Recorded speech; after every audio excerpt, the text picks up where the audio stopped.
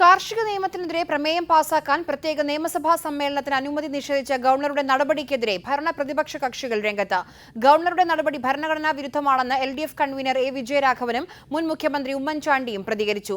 കർഷക സമരത്തിന് ഐക്യദാർഢ്യം പ്രഖ്യാപിച്ചു തിരുവനന്തപുരത്ത് നടന്ന സത്യഗ്രഹ സമരം മുഖ്യമന്ത്രി പിണറായി വിജയൻ ഉദ്ഘാടനം ചെയ്തു.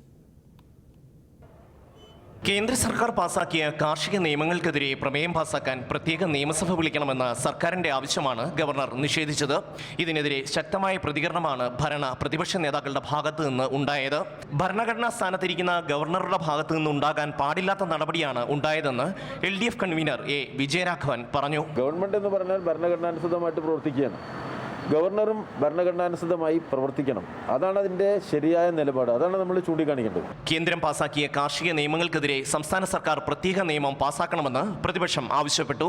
ഗവർണർക്കെതിരെ പ്രതികരിക്കാൻ സർക്കാരിന് ഭയമാണെന്ന് മുൻ മുഖ്യമന്ത്രി ഉമ്മൻചാണ്ടി ആരോപിച്ചു. ഗവൺമെന്റ് ആരെയോ ഭയപ്പെടുന്നു, കേന്ദ്ര ഗവൺമെന്റിനെ ഭയപ്പെടുന്നു, പ്രധാനമന്ത്രിയെ ഭയപ്പെടുന്നു എന്നാണ് ഞങ്ങൾക്ക് സംശയം. കാർഷിക നിയമങ്ങൾക്കെതിരെ സമരം ചെയ്യുന്ന കർഷകർക്ക് ഐക്യദാർഢ്യം പ്രഖ്യാപിച്ച് തിരുവനന്തപുരത്ത് നടന്ന സത്യാഗ്രഹ സമരം മുഖ്യമന്ത്രി പിണറായി വിജയൻ ഉദ്ഘാടനം ചെയ്തു.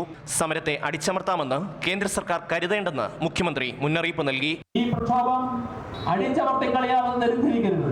കുതന്ത്രങ്ങൾ ഉപയോഗിച്ച് തളർത്താമെന്നും വ്യാമോഹിക്കരുത്. മന്ത്രിമാർ, MLA മാർ, LDF ഘടകകക്ഷി നേതാക്കൾ തുടങ്ങിയവർ കർഷക ഐക്യദാർഢ്യ സമ്മേളനത്തിൽ പങ്കെടുത്തു. മാതൃഭൂമി ന്യൂസ്, തിരുവനന്തപുരം.